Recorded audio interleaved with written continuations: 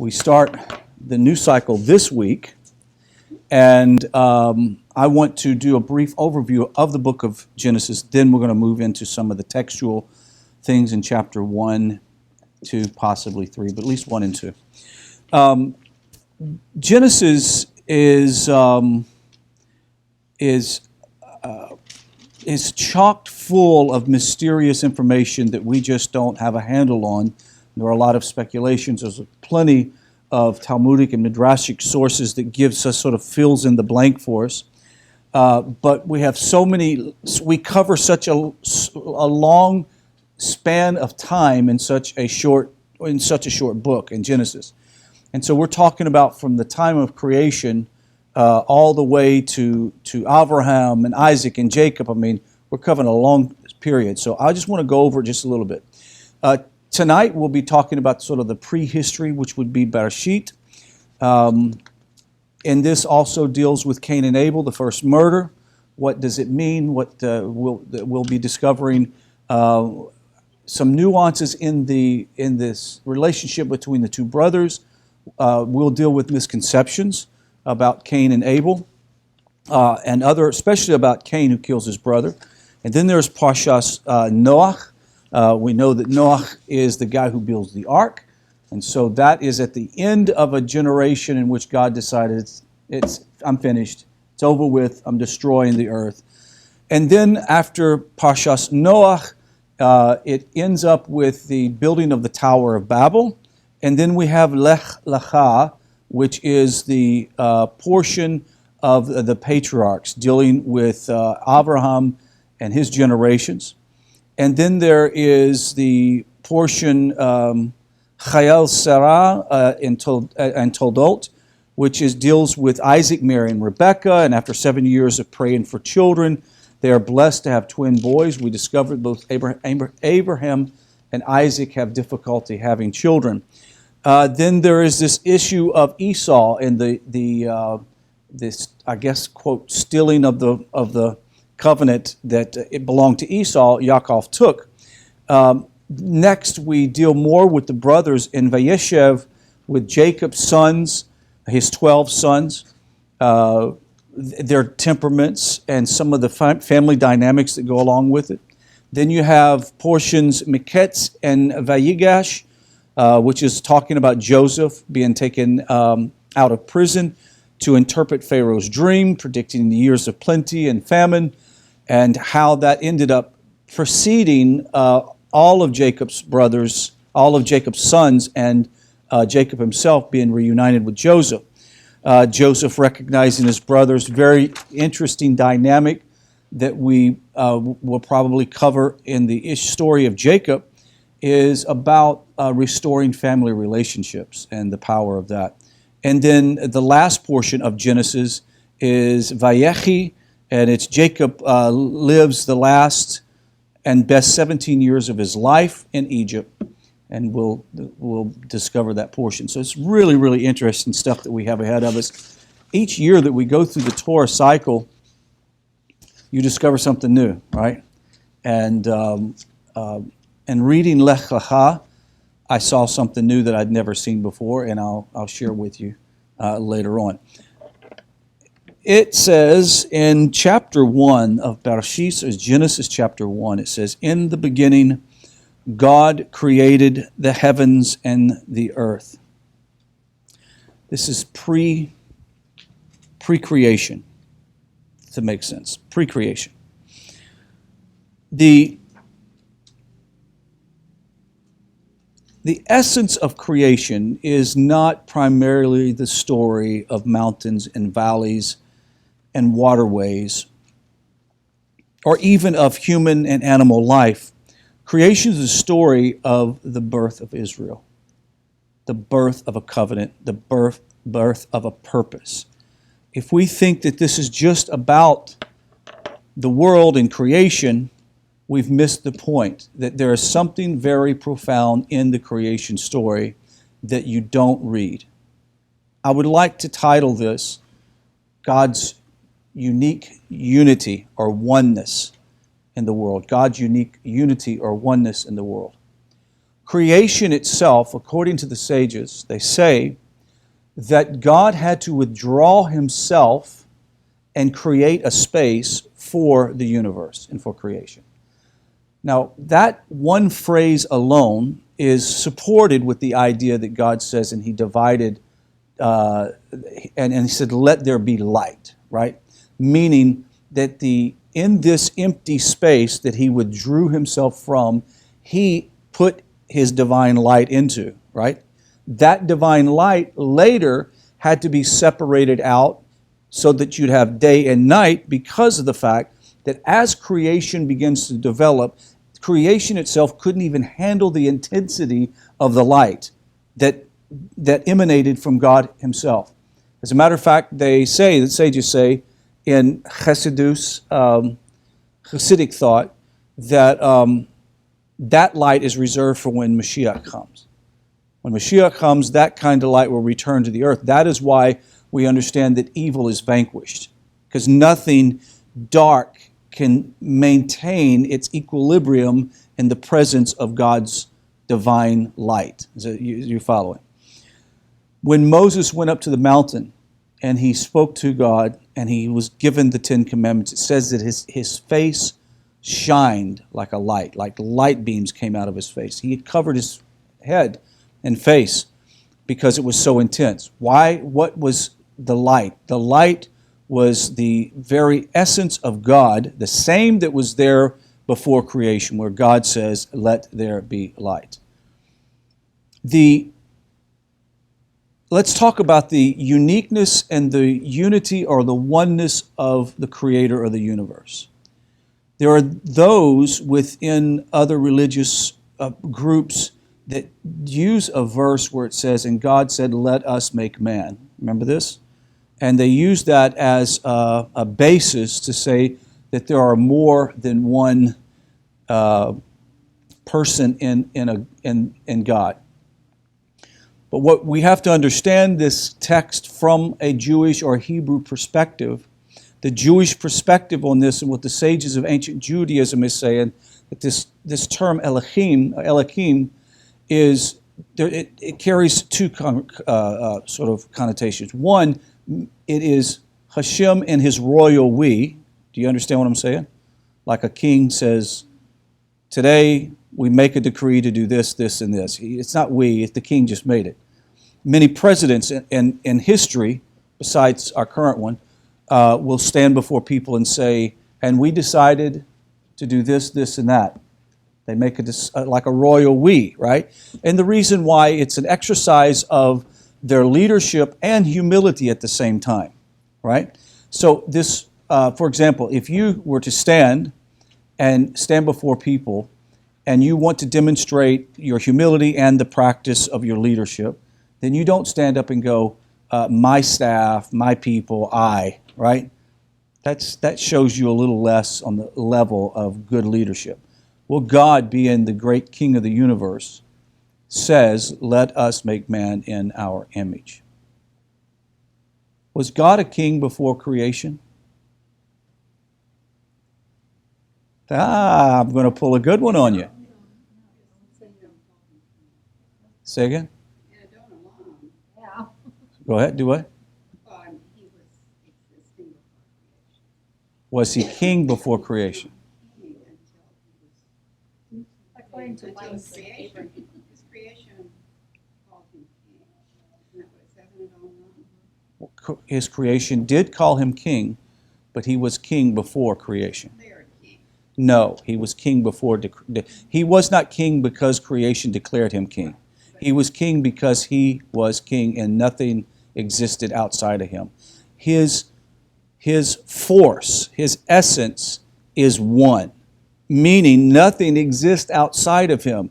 Therefore, everything within him acknowledges his sovereignty and his sovereignty.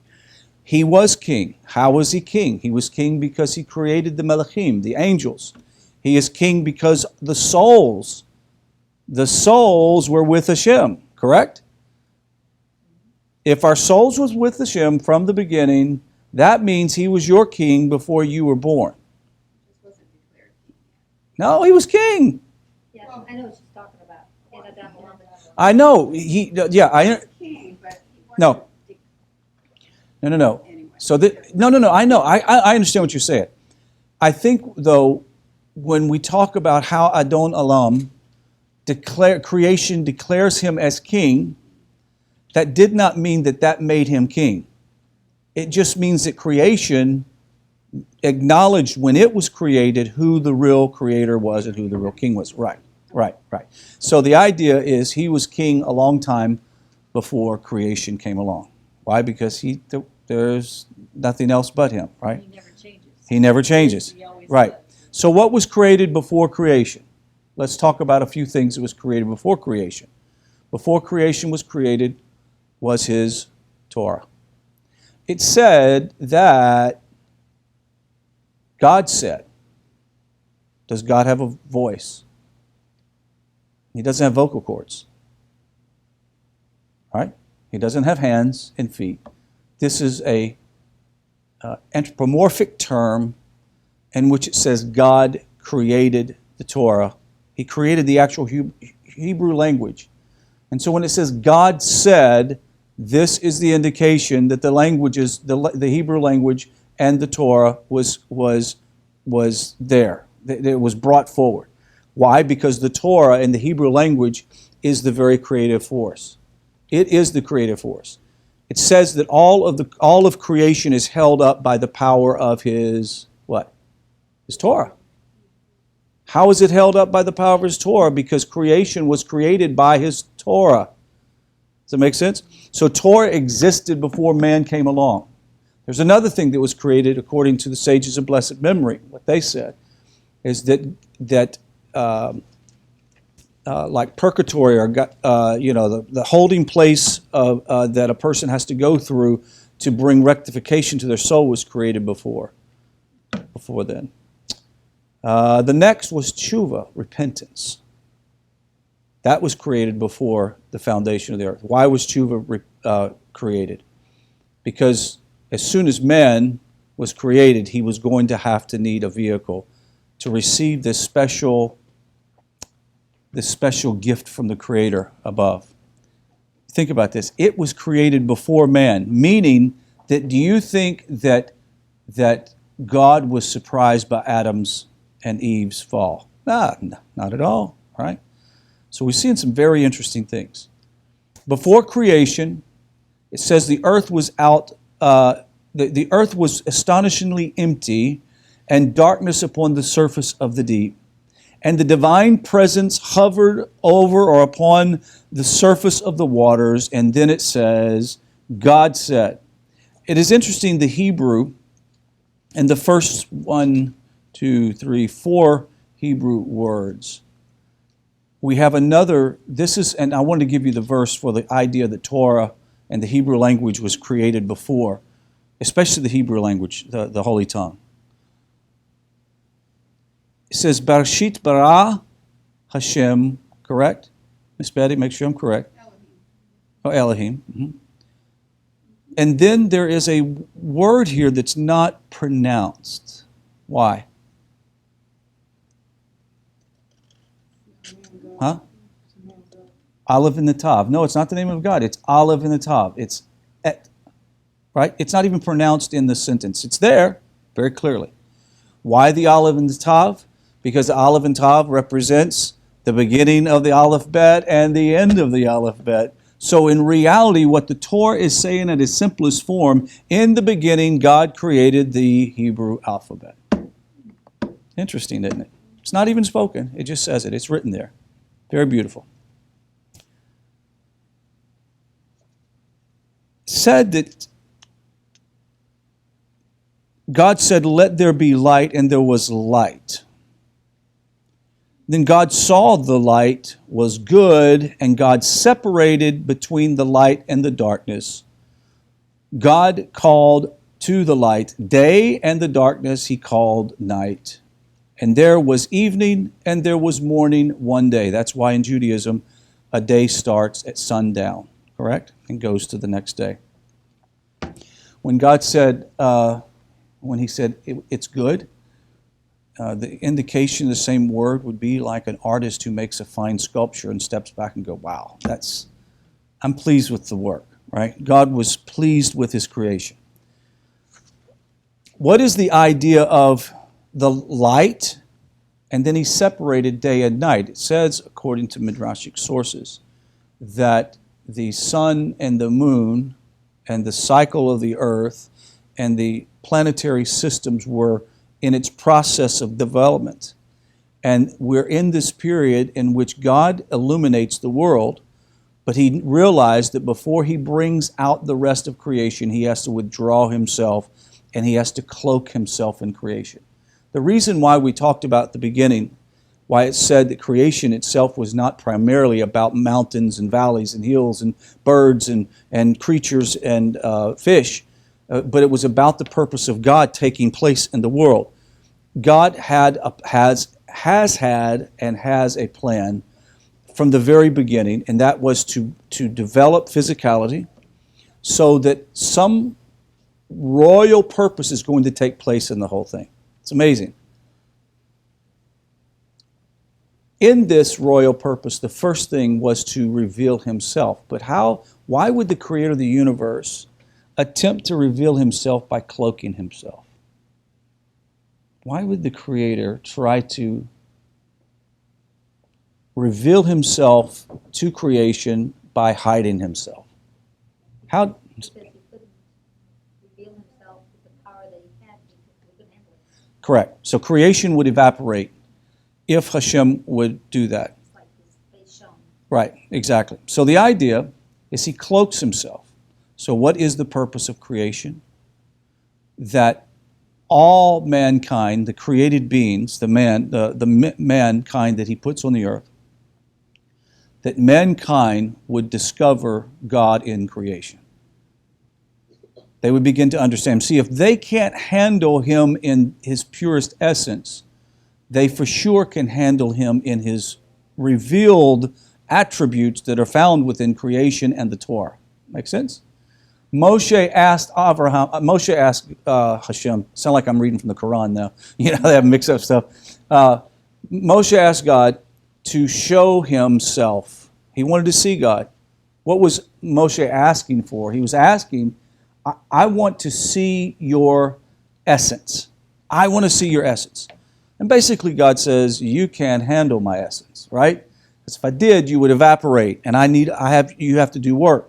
So that's number one. Number two, what did God show him? He says, hide you in the face of the cliff. I will pass by you, which is another anthropomorphic term, meaning that God is getting ready to do something miraculous. He will move past him. Some action is going to take place. And then he said, Moses, look, these laws that I've given you, take to the people. So what God was telling Moses is this: if you really want to know my essence, then study my attributes. The 13 principles of faith is an example of the simple attributes.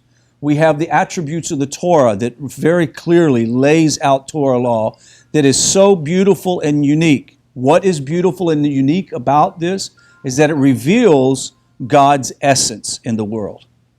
Though we can't directly see it because it's hidden, God cloaks it within the earth, not to hide it from us, but to protect us from that amazing, blindfold, powerful essence that he has. It's an amazing idea. So, the next he goes on and says, God said, let there be firmament in the midst of the waters, and let it be separated between the water and the water. And God made the firmament, and separated between the waters and beneath the firmament, and the waters which were above. And so God called the firmament, heaven. And there was evening and there was morning and the second day. So what did God do? He took and separated. Now remember, some of this is very metaphoric because there's something spiritual taking place at the same time. What God is doing is he carved out an empty space within himself, and that's hard to fathom, that God is so exclusively unique and unified that he was able to take this chaotic space, because wherever God pulls himself out or withdraws, instant chaos takes place. Does it make sense? I mean, we even discover that in our personal lives. Whenever whenever we sort of walk away from our responsibility with God, chaos ensues in our life, right? So with that being said, when God withdrew himself to make creation, I want you to think about this for a second. Scientists can look to the furthest reaches of the universe, right, with Hubble Space Telescope. They cannot see the end of the universe. That is in our God. Our God is, it says, he sits on the circumference of the earth, meaning that he is outside, he completes everything so much so that all of the universe, all of creation is within that empty space that God drew. And he says, I'm drawing it here, and then I'm going to fill it. Well, as soon as he withdrew himself, it says the earth was out form and void, was like a nothingness, meaning this chaos. So God took this chaos and made a universe. He made unity out of chaos. It's amazing. Why did he do that? Because he's attempting to demonstrate to mankind that he puts on the earth, and then the souls that he puts within man, give them an opportunity to find him, and to give them an opportunity to see the power of elevating yourself from the lowest level of physicality to the highest level of spirituality. That's the purpose. I mean, when you think of that, God did all of that so that we would see the joy of being elevated. We talked about this the other day. I think it was in our class, Thursday class. It said that that all the souls before creation were eating the bread of shame. You remember me making that reference? They were eating the bread of shame. Well, what does that mean? It means that they were enjoying the splendor of the creation, of the presence of God, but they just didn't feel that they had earned it or deserved it in any way, and it was kind of embarrassing. Here he's sitting in the very presence of God. It says that when we're finally in the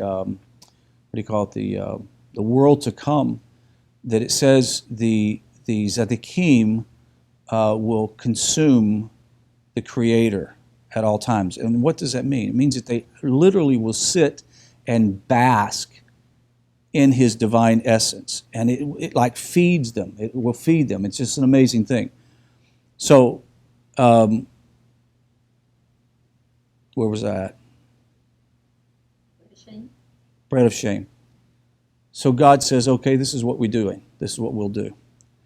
I'm going to hollow out a space, and I'm going to build you a home called the universe. And I will put you in that universe.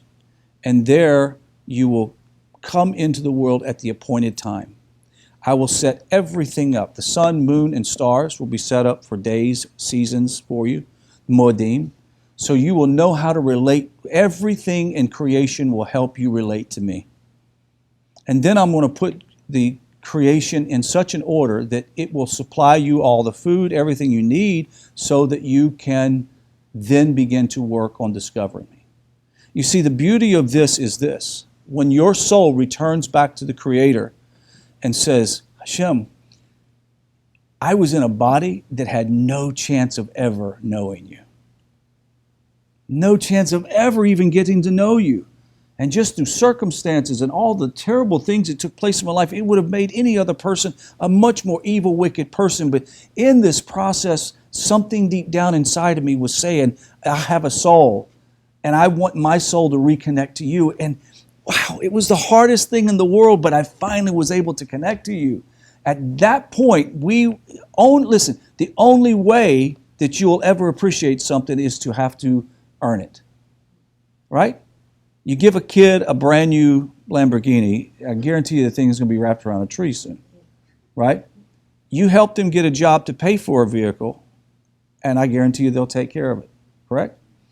God has given you opportunity in this here in the beginning of Bereishit to realize, oh, that's why I'm put on the earth. I'm put here so that I can merely walk out my relationship and service to the Creator. He's given me everything that I need. Everything. And see, this is why the Ramchal says, Rabbi Moshe Hamlazato says, that materialism becomes one of the major obstacles for a person to reach to a level of righteousness and holiness. And why is that? It's not because they desire materialism. It's just that it becomes such a focus that they think they can't survive without it. Best thing that ever happened to me was to spend those months during the Gulf War in a tent. In a tent. You know, some of the new guys that go to combat now, they have, I don't know what they, like trailers or something. They live in trailers. It's really not bad at all. Yeah, tin cans, but I lived in a tent with one other guy, right? And you had to set your camouflage net and dig your hole in the ground and the whole 9 yards. And I realized, you know, you really don't need that much. You just don't need that much to be very content and be satisfied and happy. You know, it was a delight to get, what was that cereal that I liked? Shredded mini wheats, right? Because we were eating MREs all the time. And I said, oh man, I would love to have some mini wheats. So she sent me a box of mini wheats, and I treasured it as if it was like a special gift from God, right? And I remember putting it under my pillow because we had these things called kangaroo rats. They look like little kangaroos, and it's amazing. And I didn't want it to eat my cereal, so I put it under my pillow. And so I was asleep. I'm going to wall up on the bunny trail, but that's all right. I went to sleep, and in my conscious, I'm hearing, right? I'm like, oh, man, what's that sound? Then I realized it's right under my ear. That kangaroo mouse got up on the cot in the box and was just having a great old good time eating my cereal, right? But the whole point is you enjoy, listen, God has given us everything to be happy and sated and satisfied. And materialism builds a false sense of need that honestly the world is so, especially in this postmodern age, people think that you just got to have it. I have to have it. I have to have this.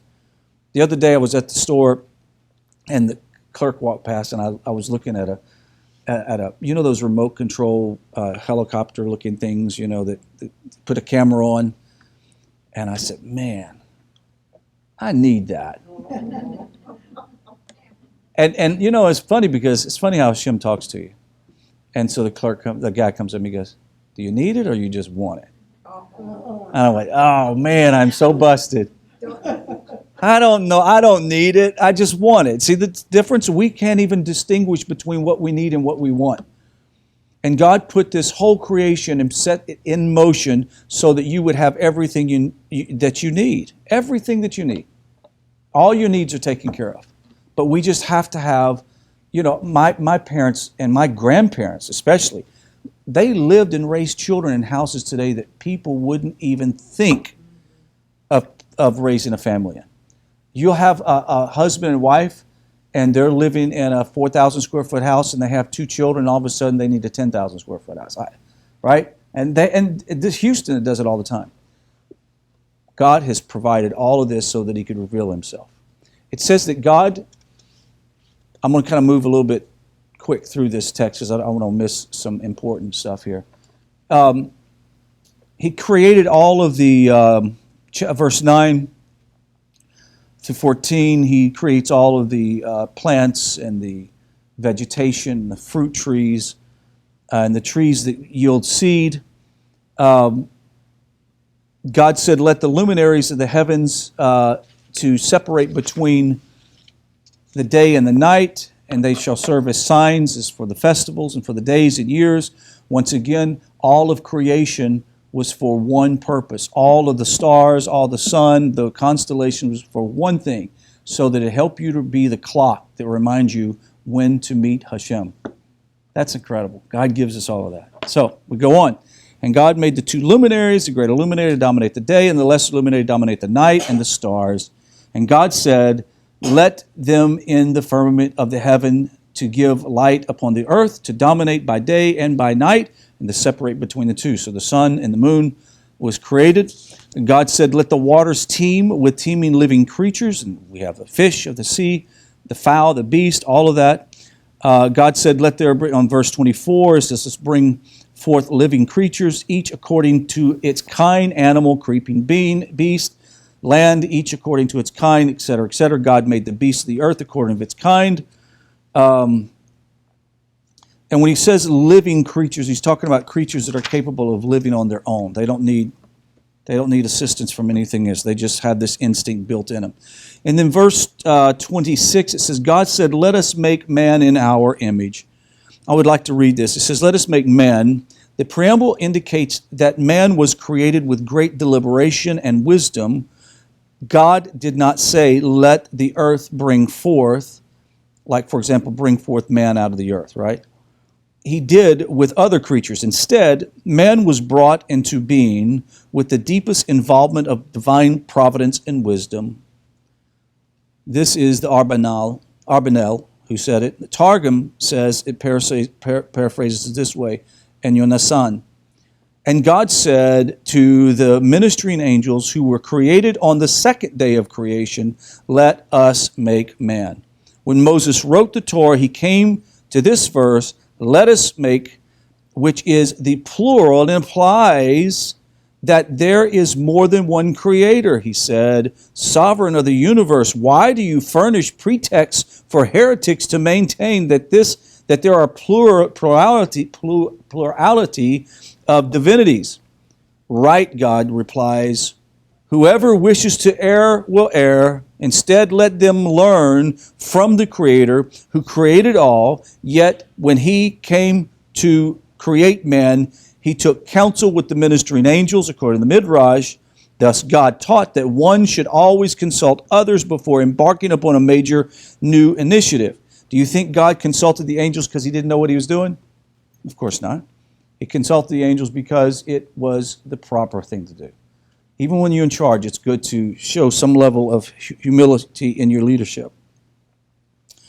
Then he goes on, he says, God taught that one should always consult others before embarking upon new initiative, and he was not deterred by the possibility that some might choose to find sacrilege implicated in this verse. The implication of God's response, whoever wishes to err, is that one who sincerely seeks the truth will see it, and one who looks for an excuse to blaspheme will do so.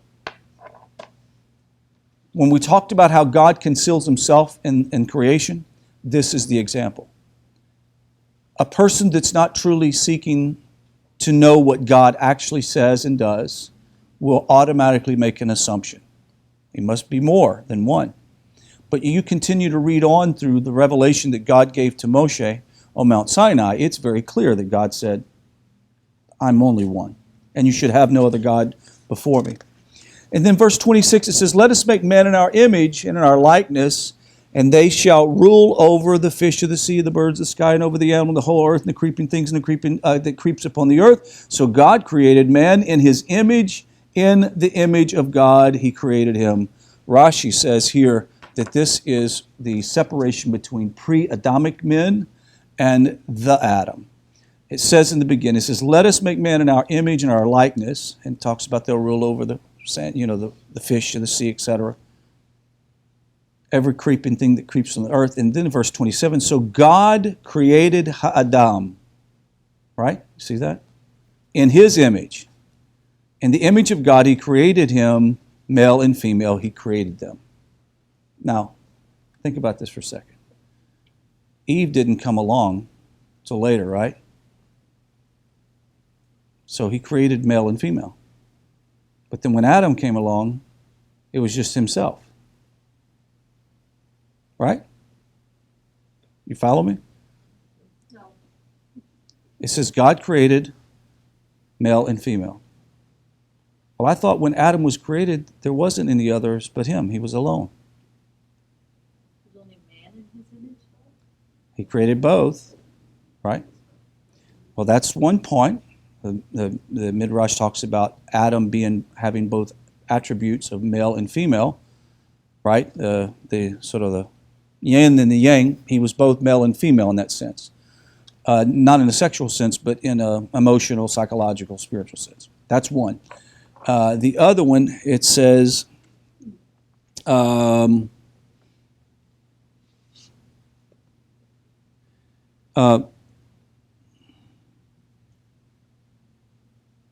created man in his image. In the image of God, he created male and female. He created them. He created them. There's the other side that would support the idea that what Rashi says is that God created pre-Adamic men that were like Neanderthals, male and female, right? When Adam comes along, God says, pick you a mate. He could not find a suitable mate. He wasn't looking for a mate in a Chihuahua. He was looking for a mate in the pre-Adamic race, and he says that they're not like me. They're nothing like me. You've put a soul, you put a neshama in me. There's nothing other like me. So what does God do? He takes the other part of Adam, that is the female part, and removes that out. And why a rib from the side? Why not a rib from the foot? Equal, showing that they carry equal measure. And not only that, but she's near to his heart. So that's a beautiful thing too. So you're saying this between verse 26 and 27, you had the Adamic, Right. and then the other, right? Right. But it says, "Let us make man in our image." So Correct. The pre-Adamic man was made in God's image as well. Yeah, but God doesn't have a body. So what image is he talking about? Spiritual image. Well, there's attributes of a man, of mankind, that would have attributes of God, being able to show mercy, being able to be kind. Animals can do that, right? Animals. So I mean, how many times have we seen dogs lay beside another dog who's been hit by a car, or try to move it out of the way? Why? Because they have an attribute of compassion that only comes from the Creator. There are some animals that don't have compassion. Then you see other animals that would naturally be attacking another and nurture them. Like, how in the world do you find a cat that nurtures ducks? Right? You can see it. It's an amazing thing. So this idea. Now, look, I'm not the Torah Chacham expert here. I'm just quoting what the other sages are saying. So these are ideas are broad and very mind blowing.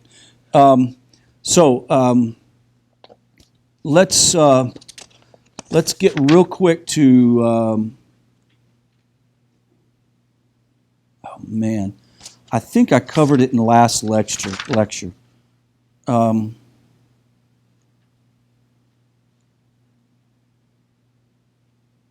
Yeah, the text ends up wrapping up for the Parshah that Adam and Eve were put in the garden.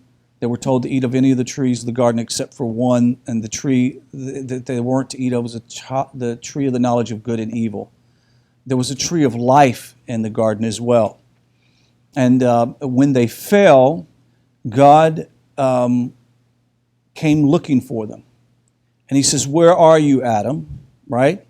Do you think God didn't know where they were at? Of course he knew where they were at. It's a rhetorical question. And this is what creation is about. I'll wrap it up with this idea. This is what creation is all about.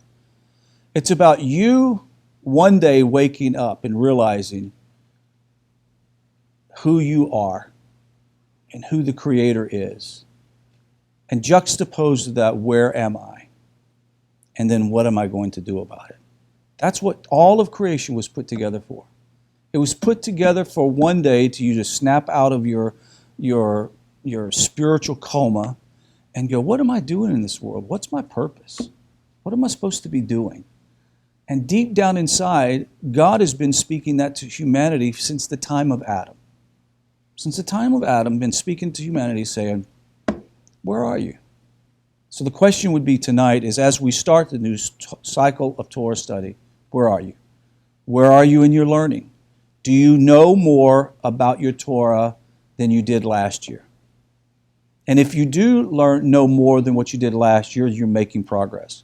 But if you're sitting here and saying, I'm just as as dense now as I was last year because I haven't opened a book and I haven't studied, I haven't listened to a lecture, then God says, where are you?